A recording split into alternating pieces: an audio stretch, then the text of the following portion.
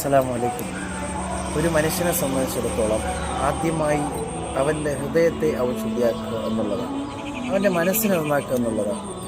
ആ മനസ്സ് നന്നാകാത്തത് കൊണ്ടാണ്, മോശമായത് കൊണ്ടാണ് നമുക്കെല്ലാം മോശമായി തോന്നുന്നത്.